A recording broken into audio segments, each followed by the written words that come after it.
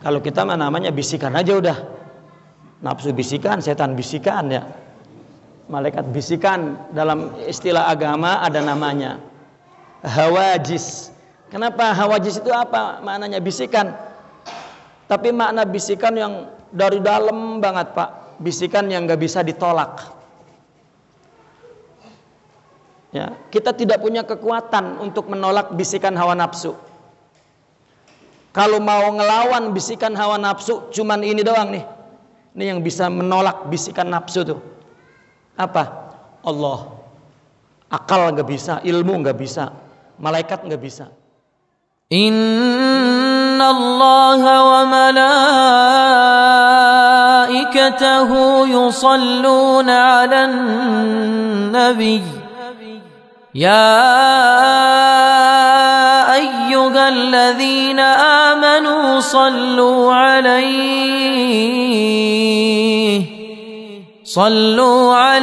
wa sallimu taslima.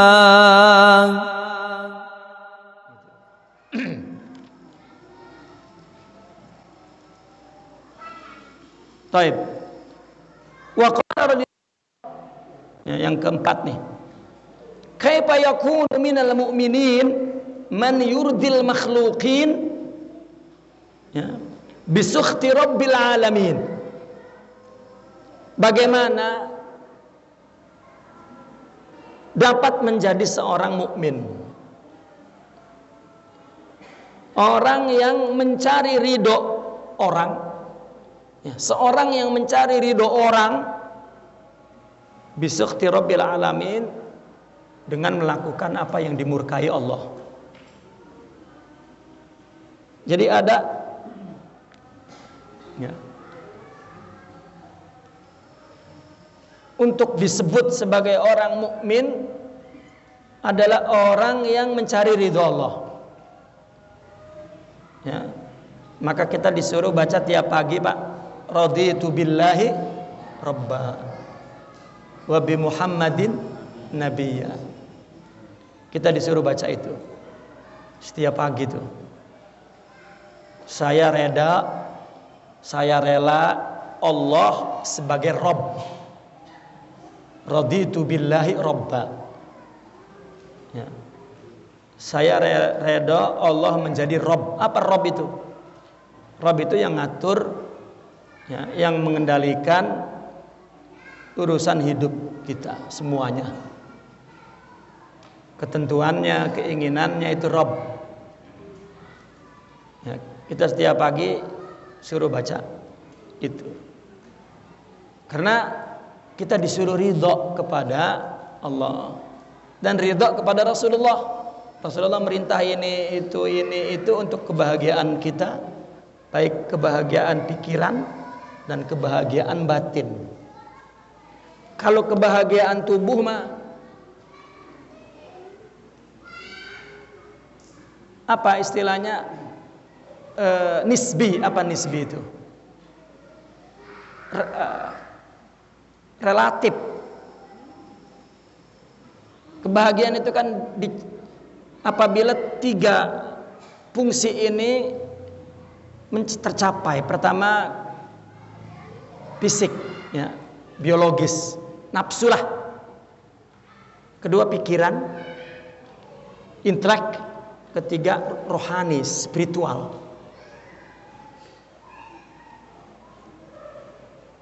Orang begitu kawin kan bahagia itu. Wah, lah kawin, bahagia banget. Dapat setahun pusing. Iya, itu namanya kebahagiaan biologis tuh. Dari tubuh ini zahir. Ya, kita makan enak bahagia, Pak. Pas besok makan teri doang pusing. Dan kebahagiaan dunia disebutnya itu. Ya, secara umum disebut kebahagiaan dunia. Itu enggak abadi. Yang abadi di dunia ini kebahagiaan pikiran dan kebahagiaan jiwa. Orang kalau sabar bahagia.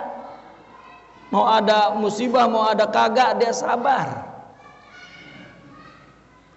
Ya, bukan pengetahuan tentang sabar, tetapi sifat sabar itu. bahagia. Coba orang anak muda, andaikan aku dapat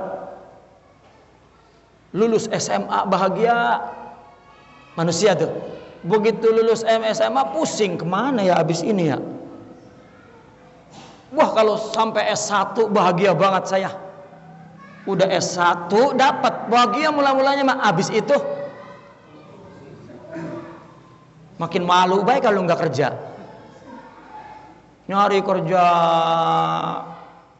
ya sampai berdoa-doa, ya Allah, hidup menderita men ini. Coba itu barusan udah bahagia, udah dapat kerja, pusing, masa dewekan baik kita ini, katanya gitu. Nyari bini, dia bayangin wah bahagia banget kalau ada bini. Begitu dapat bini, bawel banget, pusing tuh. Udah 2 tahun gak punya anak, pada murung berdua-dua. Asal ngelihat tetangga ada anak, kalau ada anak ya neng, iya ya, manusia tuh. Begitu udah kasih anak, dicubitin bae.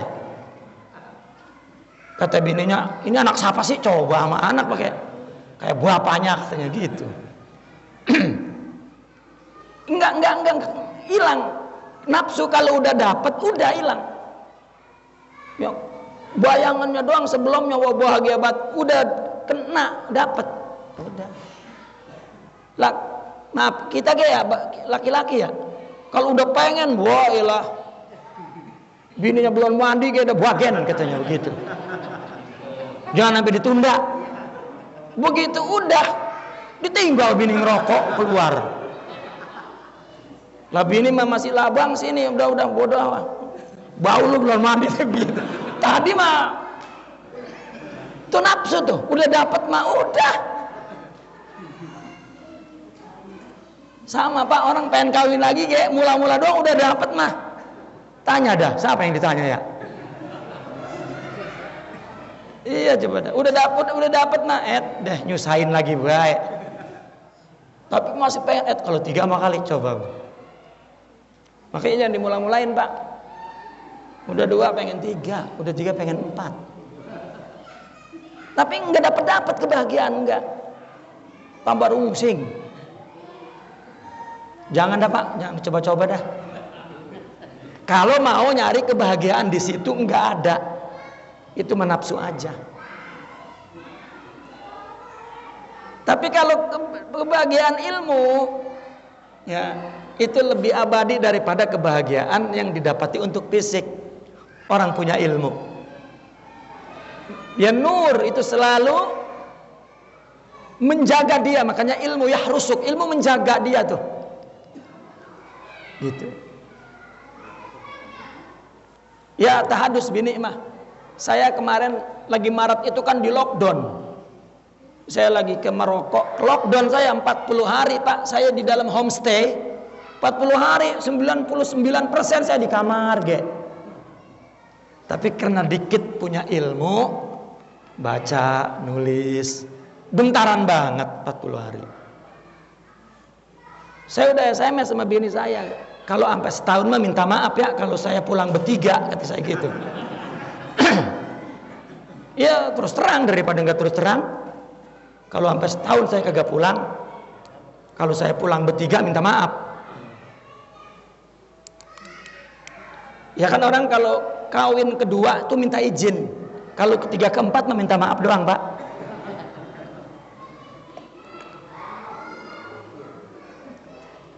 Ya. Yang kedua tuh minta izin, cuman kadang-kadang kagak dapet.